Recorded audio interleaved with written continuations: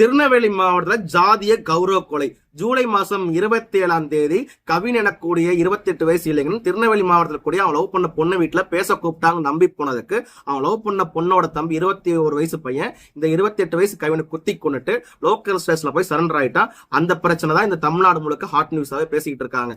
அது ஒண்ணு மட்டும் தான் தமிழ்நாட்டில் நடந்துச்சான்னு கேட்டா கிடையாது. இந்த திமுக ஆட்சி வந்த பிறகு 42 ஜாதிய கௌரவ கொலைகள் நடந்திருக்கு. அவங்க என்ன தப்பு பண்ணாங்க? மாற்று சமாஜத்தில் கூடிய ஒரு ஆணைய பெண்ணையும் லவ் பண்ணது மட்டும் தான் தப்பு.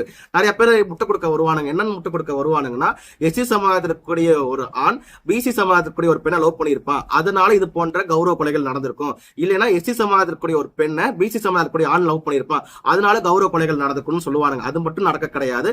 பிசிக்குள்ளேயே ஏகப்பட்ட ஜாதிகள் இருக்குல்ல, அந்த ஜாதிக்குள்ளேயே மாறி மாறி லவ் பண்ணாலும் இது போன்ற கௌரவ கொலைகள் நடந்துகிட்டு தான் இருக்கு. எஸ்சி சமுதாயத்துக்குள்ளேயே நிறைய ஜாதிகள் இருக்கு, அதுக்குள்ளேயே மாறி மாறி லவ் பண்ணாலும் இது போன்ற கௌரவ கொலைகள் நடந்துகிட்டு தான் இருக்கு. இத்தனைக்கும் ஒரே ஜாதியில பொருளாதார அடிப்படையிலேயுமே ஜாதிய கௌரவ கொலைகள் நடந்துகிட்டு தான் இருக்கு.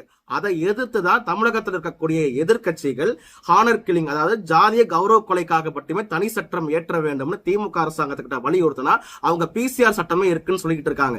பிசிஆர் சட்டம் வந்துட்டு ஜாதிய வன்கொடுமை சட்டம், அதுக்கும் ஹானர் கில்லிங்களுக்காக புதிய சட்டம் கொண்டு வர சொல்றது ரெண்டுமே வெவ்வேறு. நீங்களே சொல்லுங்க, ஹானர் கில்லிங்களுக்காக தனியான சட்டம் கொண்டு வரணுமா வேண்டாமான்னு.